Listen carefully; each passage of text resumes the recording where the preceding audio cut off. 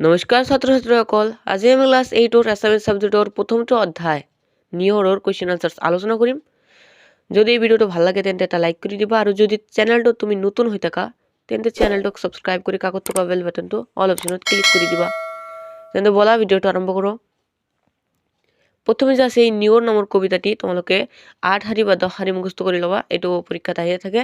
আৰু তাৰপিছত ইয়াতে আছে কি জানো আহা, ইয়াত চন্দ্ৰকুমাৰ আগৰৱালা মানে এই কবিতাটোৰ কবিৰ বিষয়ে কিছুমান কথা কোৱা আছে।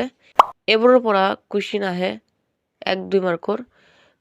এনেকুৱা আহিব পাৰে যে চন্দ্ৰকুমাৰ আগৰৱালাৰ জন্ম কেতিয়া হৈছিল, বা চন্দ্ৰকুমাৰ আগৰৱালাৰ মৃত্যু বা দেহাৱসান কেতিয়া ঘটে।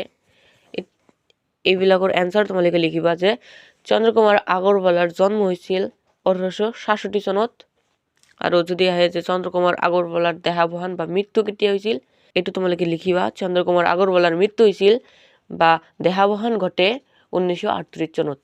তাৰপিছত এইটো কুৱেশ্যন আহিব পাৰে যে চন্দ্ৰকুমাৰ আগৰৱালাৰ শ্ৰেষ্ঠ কবিতা পুথিৰ নাম লিখা বা নাম কি। এইটো তোমালোকে লিখিবা যে তেখেতৰ শ্ৰেষ্ঠ কবিতা পুথি হ'ল প্ৰতিমা, বা চন্দ্ৰকুমাৰ আগৰৱালাৰ শ্ৰেষ্ঠ কবিতা পুথি হ'ল প্ৰতিমা। আকৌ এইটো কুৱেশ্যন আহিব পাৰে কি প্ৰতিমাৰ খনিকৰ কাক বোলা হয়। এইটোৰ এনচাৰ লিখিবা চন্দ্ৰকুমাৰ আগৰৱালাক প্ৰতিমাৰ খনিকৰ বোলা হয়। আকৌ এইটো কুৱেশ্যন আহিব পাৰে কি চন্দ্ৰকুমাৰ আগৰৱালাৰ কেইটামান কবিতা পুথিৰ নাম লিখা। এইটো তোমালোকে এনচাৰটো লিখিবা প্ৰতিমা, বিন বৰাগী, চন্দ্ৰামৃত আদি। তাৰপিছত এইটো কুৱেশ্যন আহিব পাৰে কি জোনাকীৰ ত্ৰিমূৰ্তি কাক বোলে। এইটো 2 মাৰ্কৰ আহে।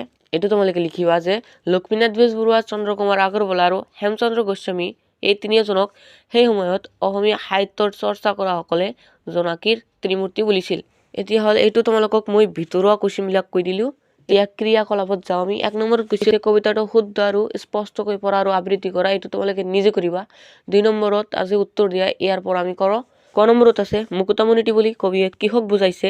এইটোৰ আনচাৰ তোমালোকে লিখিবা মুকুতামণিটি বুলি কবিয়ে নিয়ৰ টোপালক বুজাইছে। খ নম্বৰত আছে নিয়ৰক কবিয়ে কাৰ কাৰ লগত তুলনা কৰিছে। এইটোৰ আনচাৰ লিখিবা নিয়ৰক কবিয়ে নিশাৰ তৰা আৰু মুকুতামণিৰ লগত তুলনা কৰিছে। গ নম্বৰত আছে নিয়ৰে হিয়াত কি সাঁচি থোৱাৰ কথা কৈছে। এইটো তোমালোকে লিখিবা নিয়ৰে নিজম আকাশৰ নিচুক কথাটি হিয়াত সাঁচি থোৱাৰ কথা কৈছে। ঘ নম্বৰত আছে ফুলনিত কি ছিগি ৰৈ গ'ল। এইটোৰ আনচাৰ লিখিবা ফুলনিত নিশা নাচা নাচনীৰ ডিঙিৰ মণি ছিগি ৰৈ গ'ল। ইয়াত ছিঙি কোৱা নাই, ইয়াত ছিগি কৈছে, এইটো তোমালোকে ভালদৰে দেখি যাবা। অং নম্বৰত আছে কবিয়ে কি সৰি থকাৰ কথা কৈছে। এইটো এনচাৰ লিখিবা কবিয়ে নিশাৰ তৰাইটি নিয়ৰ হৈ সৰি থকাৰ কথা কৈছে। তাৰপিছত 3 নম্বৰত আছে কবিতাটোৰ মূল ভাৱ চমুকৈ লিখা। এইটোৰ আনচাৰ লিখিবা প্ৰতিমাৰ খনিকৰ কবি চন্দ্ৰকুমাৰ আগৰৱালা দেৱৰ দ্বাৰা ৰচিত নিয়ৰ এটা ৰোমান্টিক কবিতা। কবিতাটিত কবিয়ে প্ৰকৃতিৰ উপাদান নিয়ৰক বিষয়বস্তু হিচাপে লৈ কল্পনাৰ ৰহন সানি সুন্দৰভাৱে উপস্থাপন কৰিছে। প্ৰকৃতিৰ ৰূপ বৈচিত্ৰ্যই মানুহৰ মনলৈ কঢ়িয়াই আনে অনাবিল সুখ। প্ৰতিটো পুৱাই আমাৰ অজানিতে দি যায় আশাৰ বতৰা। এই বৰ্ণময় বাৰ্তাৰ অন্যতম বাহক হ'ল নিয়ৰ।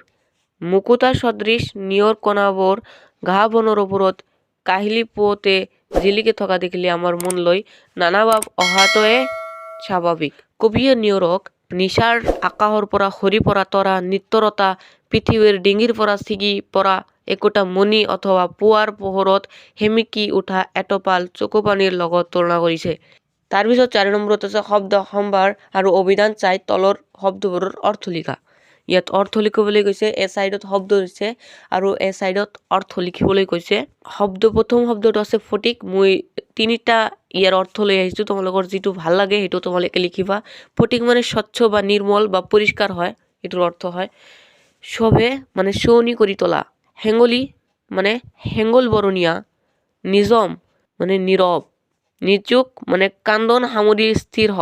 তাৰপিছত 5 নম্বৰত আছে প্ৰসংগ সংগতি দৰ্শাই ব্যাখ্যা কৰা। ইয়াত ব্যাখ্যা কৰিবলৈ কৈছে নিজম আকাশৰ নিচুক কথাটি হিয়াত থৈছে সাঁচি, কোন কাহানিৰ সপোন দেখিছে কোনে হাঁহিছিল নাচি। এই কথাটো তোমালোকক ব্যাখ্যা কৰিবলৈ কৈছে। এইটোৰ এনচাৰ বা উত্তৰটো এনেকৈ লিখিবা যে নিজম আকাশৰ নিচুক কথাটি হিয়াত থৈছে সাঁচি, কোন কাহানিৰ সপোন দেখিছে কোনে হাঁহিছিল নাচি। উক্ত কথাফাকি আমাৰ পাঠৰ অন্তৰ্গত প্ৰতিমাৰ খনিকৰ কবি চন্দ্ৰকুমাৰ আগৰৱালা দেৱৰ দ্বাৰা ৰচিত নিয়ৰ নামৰ কবিতাটিৰ পৰা তুলি দিয়া হৈছে। ৰাতিপুৱা ফুলৰ পাহিত পৰি থকা নিয়ৰ টোপালক নিচাৰ আকাশৰ পৰা সৰি পৰা তৰা ৰূপত কবিয়ে কল্পনা কৰিছে। সেই প্ৰসংগত উক্ত কবিতাফাকি তুলি দিয়া হৈছে। ইয়াত ব্যাখ্যা কৰিবলৈ কৈছে, সেইকাৰণে এইটো অলপ দীঘল হ'ব। প্ৰকৃতিৰ ৰূপ বৈচিত্ৰ্যই মানুহৰ মনলৈ কঢ়িয়াই আনে, প্ৰতিটো পুৱাই আমাৰ অজানিতে দি যায় আশাৰ বতৰা। এই বৰ্ণময় বাৰ্তাৰ অন্যতম বাহক হ'ল নিয়ৰ। মুকুতা নিয়ৰ টোপালবোৰ কবিৰ মনত যে আকাশৰ পৰা সৰি অহা তৰাহে। নিঃশব্দৰ আকাশৰ নিচুক কথা হিয়াত সাঁচি ৰখা তৰাটিয়ে যেন সৰগত টোপনিতে সপোন দেখিছে। সেই সপোনত হাঁহি হাঁহি নৃত্য কৰোঁতে যেন মণি ছিগি ৰৈ গ'ল। তাৰপিছত 6 নম্বৰত আছে পাঠৰ পৰা অন্ত মিল থকা শব্দবোৰ লিখা, মানে শেষতটো মিল আছে। যেনে উদাহৰণ এটা দি দিছে তোমালোকক, ধোৱা যোৱা। এইটোৰ এনচাৰ লিখিবা সাঁচি নাচি, মণি কণি, ভাহি পাহি। তাৰপিছত 7 নম্বৰত আছে উল্লেখিত শব্দবোৰৰ সমৰ্থক শব্দ লিখা। ইয়াত সমৰ্থক শব্দ লিখিবলৈ কৈছে। এইটো পৰীক্ষাত আহিয়ে থাকে প্ৰায়। মই তোমালোকৰ বাবে সমৰ্থক শব্দৰ ঠাইত দুটা শব্দ লিখি দিছোঁ। তোমালোকৰ যিটো ভাল লাগে সেইটো লিখিবা। যেনেকুৱা প্ৰথমে আছে টোপনি। টোপনিৰ সমৰ্থক শব্দ হ'ল নিদ্ৰা বা ঘুমতি। তাৰপিছত আছে বেলি। বেলিৰ সমৰ্থক শব্দ হ'ল সূৰ্য বা ৰবি। পানী। পানীৰ সমৰ্থক শব্দ হ'ল জল বা নীৰ। ফুল। ফুলৰ সমৰ্থক শব্দ হ'ল পুষ্প বা সুমন। নিশা। নিশাৰ সমৰ্থক শব্দ হ'ল ৰাতি বা ৰজনী। সপোনৰ সমৰ্থক শব্দ হ'ল সামাজিক বা স্বপ্ন। তোমালোকৰ যিটো ভাল লাগে সেইটো লিখিবা। আকাশৰ সমৰ্থক শব্দ হ'ল গগন বা অম্বৰ। চকুৰ সমৰ্থক শব্দ হ'ল নয়ন বা নেত্ৰ। তাৰপিছত 8 নম্বৰত আছে বিপৰীত অৰ্থ শব্দ লিখা, মানে বিপৰীত অৰ্থ শব্দ লিখিবলৈ কৈছে, মানে বিপৰীত শব্দ। ইয়াত এইটোৰ এনচাৰ লিখিবা তোমালোকে। ইয়াত আছে চিগা, ইয়াৰ বিপৰীত শব্দ হ'ব যোৰা। তাৰপিছত পুৱা, ইয়াত গধূলি হ'ব। ইয়াত প্ৰায়বিলাক ছাত্ৰ ছাত্ৰীয়ে ভুল কৰে, কাৰণ পুৱাৰ বিপৰীতে তেওঁলোকে ৰাতি দি আহে, কিন্তু সেইটো নহয়, কাৰণ দিনৰ বিপৰীত হয় ৰাতি আৰু পুৱাৰ বিপৰীত হয় গধূলি। সেইকাৰণে পুৱাৰ বিপৰীত শব্দ হ'ব গধূলি। এইটো তোমালোকে মনত ৰাখি যাবা, কাৰণ ছাৰহঁতে ইয়াৰ পৰাই কুৱেশ্যন কাটে। তাৰপিছত আছে নিজম, মানে নিঃশব্দ বা নীৰৱ। মই আগতে কৈ দিছোঁ, আগতে আছিল এইটো। এইটোৰ বিপৰীত অৰ্থ হ'ব কোলাহল। সৰক নৰক, দিন ৰাতি, হাঁহি কান্দন। তাৰপিছত 9 নম্বৰত আছে বাক্য ৰচনা কৰা। তোমালোকক বাক্য ৰচনা কৰিবলৈ কৈছে। ইয়াত প্ৰথমে আছে মুকুতা। মুকুতাটো বাক্য ৰচনা কৰিবা তোমালোকে এনেদৰে, ৰ'দৰ পোহৰত নিয়ৰক মুকুতামণিৰ নিচিনা লাগে, হৈ গ'ল। তাৰপিছত আছে পাহি। এইটো তোমালোকে এনেদৰে লিখিব পাৰা, গোলাপ ফুলৰ পাহিবোৰ ধুনীয়াকৈ সৰি আছে। তাৰপিছত আছে শোভে। শোভে তোমালোকে এনেদৰে লিখিব পাৰা, গোলাপ ফুলে গোটেই বাগিচাখনত শোভে। তাৰপিছত আছে নিচুক। এইটো তোমালোকে লিখিবা, নিয়ৰে নিজম আকাশৰ নিচুক কথাটি হৃদয়ত সাঁচি থৈছিল। তাৰপিছত আছে ফুলজুপি। এইটো তোমালোকে এনেদৰে লিখিবা, ফুলজুপিত নিয়ৰৰ টোপালবোৰ ধুনীয়াকৈ জিলিকি আছিল। তাৰপিছত আছে ফটিক। এইটো তোমালোকে লিখিবা, নৈখনৰ ফটিক পানীত পদুম ফুলবোৰ ধুনীয়াকৈ ফুলি আছে। তাৰপিছত 12 নম্বৰত আছে এটা শব্দত প্ৰকাশ কৰা। এইটো ভেৰি ভেৰি ইম্পৰ্টেণ্ট হয়, কাৰণ এইটো পৰীক্ষাত আহিয়ে থাকে। এইটোত ক নম্বৰত লিখা আছে, যি আনৰ উন্নতি দেখিব নোৱাৰে। এইটো তোমালোকে লিখিবা, চকু চৰহা। তাৰপিছত খ নম্বৰত আছে একে মাকৰ সন্তান। এইটো হ'ব সহদৰ। তাৰপিছত গ নম্বৰত আছে যাৰ ঘৰ বাৰী নাই। এইটো লিখিবা অঘৰী। ঘ নম্বৰত আছে যিজনে ভাল বেয়া বিচাৰ কৰিব নোৱাৰে। এইটো লিখিবা অবিবেচক। তাৰপিছত অং নম্বৰত আছে যি আগে হোৱা নাই। এইটো লিখিবা অভূতপূৰ্ব। তাৰপিছত 13 নম্বৰত আছে নিয়ৰ কবিতাটিত পোৱা তৰা আকাশ পানী কথা হিয়া সপোন চকু আদি শব্দযুক্ত হৈ গঠিত খণ্ডবোৰেৰে বাক্য ৰচনা কৰা। খণ্ড বাক্য মানে হ'ল তৰা নৰা ছিঙি, আকাশত চাং পতা, এনেবোৰ বাক্য। ইয়াত যিবিলাক লিখা আছে সকলোবোৰ হ'ল খণ্ড বাক্য। প্ৰথমে আছে তৰা নৰা ছিঙি। তৰা নৰা ছিঙি মানে কি? বৰকৈ বাগায় বা ইমান বেগায় যে উজুটি বন আদি ছিঙি যায়। এইটো তোমালোকে বাক্য ৰচনা এনেদৰে কৰিবা যে খুৰাকৰ মৃত্যুৰ খবৰটো পাই ৰাম তৰা নৰা ছিঙি ঘৰলৈ আহিল। তাৰপিছত আছে আকাশত চাং পতা মানে অস্বাভাৱিক কল্পনা কৰা।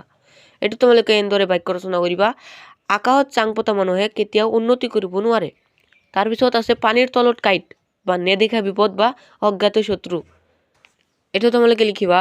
ৰমেনে জনাই নাছিল যে বন্ধুৰ বেচেৰে তাৰ ঘৰতেই পানীৰ তলত কাঁইট লুকাই আছিল। তাৰপিছত আছে কথা চহকী মানে বেছিকৈ কথা কোৱা লোক। তোমালোকৰ শ্ৰেণীত এনে এটা ছাত্ৰ বা ছাত্ৰী আছে যিয়ে বেছিকৈ কথা কয়, তাক তোমালোকে কথা চহকী বুলি ক'বা। কাৰণ কথা চহকী মানে হ'ল বেছিকৈ কথা কোৱা লোক। এইটো তোমালোকে এনেদৰে লিখিবা। অবিনাশ গোটেই শ্ৰেণীটোৰ ভিতৰতে কথা চহকী ল'ৰা। তাৰপিছত হিয়াৰ আমঠু মানে অতি আদৰৰ। এইটো তোমালোকে লিখিবা। প্ৰত্যেক সন্তানেই নিজৰ মাক দেউতাকৰ হিয়াৰ আমঠু। তাৰপিছত আছে অলিক সপোন মানে অমূল্য কল্পনা। এইটো তোমালোকে লিখিবা। অলিক সপোন দেখি সময় নষ্ট কৰিব নালাগে। তাৰপিছত আছে চক্ষু চৰহা মানে লোকৰ ভাল দেখিব নোৱাৰে বা লোকৰ ভাল দেখিব নোৱাৰা লোক। এইটো তোমালোকে লিখিবা। চকু চৰহা লোক সকলোৰে অপ্ৰিয় হয়। চ' বন্ধু-বান্ধৱসকল, আজিৰ কাৰণে এইখিনি আছিল। অহা ভিডিঅ'টোত আমি আৰু এটা ভাল ভিডিঅ'ৰ সৈতে তোমালোকৰ ওচৰলৈ আহিম। চ' আজিৰ কাৰণে এইখিনিয়ে।